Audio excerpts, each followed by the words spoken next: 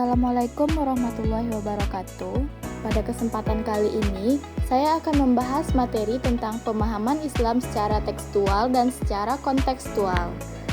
Apa sih yang dimaksud dengan pemahaman Islam secara tekstual dan kontekstual itu? Yuk simak lebih lanjut.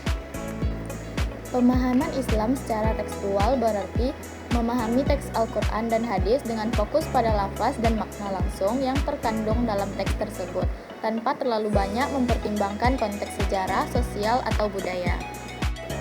Sedangkan, pemahaman Islam secara kontekstual berarti memahami teks Al-Quran dan hadis dengan mempertimbangkan konteks sejarah, sosial, budaya, dan situasi saat teks tersebut diturunkan atau disampaikan.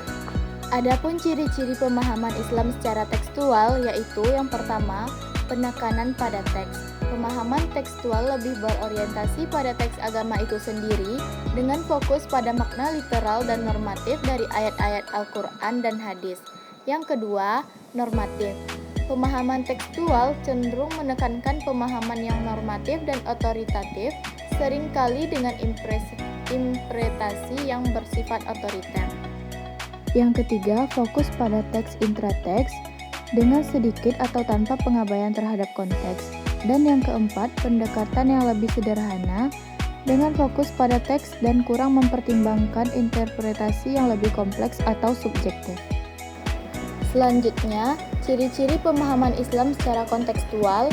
Yang pertama yaitu pertimbangan konteks, di mana pemahaman kontekstual lebih menekankan pemahaman teks dengan mempertimbangkan konteks sosial, budaya, dan sejarah di mana teks tersebut muncul.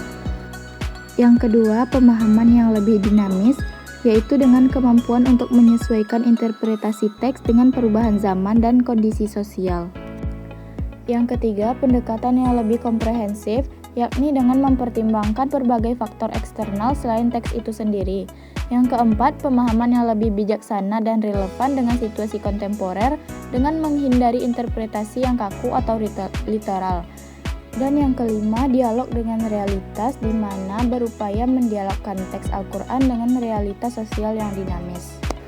Oke, lanjut ke contoh pemahaman Islam secara tekstual.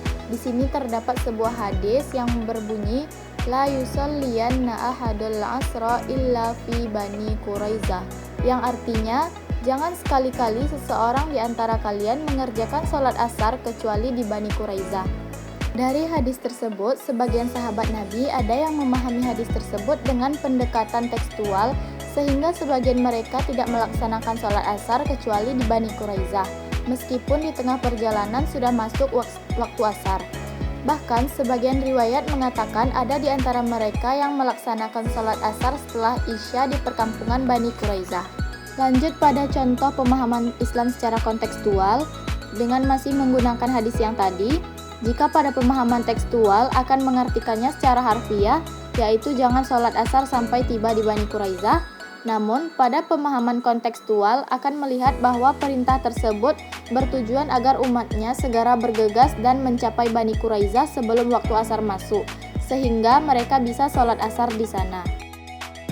Dari contoh yang sudah saya paparkan tadi, sudah jelas bukan perbedaan antara pemahaman Islam secara tekstual dan kontekstual, di mana pemahaman secara tekstual akan lebih mengacu pada isi teks tersebut, sedangkan pemahaman Islam secara kontekstual akan mengacu pada konteks dari teks tersebut. Oke, lanjut kepada kelebihan dan kekurangan. Kelebihan pemahaman tekstual yang pertama yaitu menjaga integritas pesan agama dengan fokus pada teks itu sendiri tanpa interpretasi yang terlalu subjektif. Dan yang kedua, menghindari interpretasi yang meluas yang mungkin dapat membelokkan makna aslinya. Selanjutnya, kekurangan pemahaman tekstual. Yang pertama yaitu kurang adaptif dan fleksibel dalam menghadapi dinamika sosial dan perubahan zaman karena terlalu kaku pada teks. Yang kedua, sulit dipraktikkan dalam kehidupan sehari-hari karena tidak mempertimbangkan konteks. Selanjutnya, kelebihan dan kekurangan pemahaman kontekstual. Kelebihannya diantara lain, lebih relevan dengan konteks modern karena memahami agama dalam konteks sosial, sejarah, dan budaya kontemporer. Yang kedua, memungkinkan interpretasi yang lebih dinamis dan fleksibel sehingga agama dapat terus relevan dengan perubahan zaman. Dan yang ketiga, membantu memahami makna yang lebih dalam dan simbolis dalam teks, serta hubungannya dengan situasi sosial dan sejarah. Sementara kekurangan pemahaman kontekstual yang pertama dapat mengakibatkan interpretasi agama menjadi lebih subjektif dan beragam yang dapat menimbulkan perbedaan pendapat. Yang kedua dapat membahayakan integritas pesan agama jika konteks terlalu berlebihan. Dan yang ketiga dapat mengakibatkan kesulitan dalam pemahaman yang konsisten. Oke, sekian dulu pembahasan materi kali ini. Semoga bermanfaat bagi teman-teman semua dan terima kasih.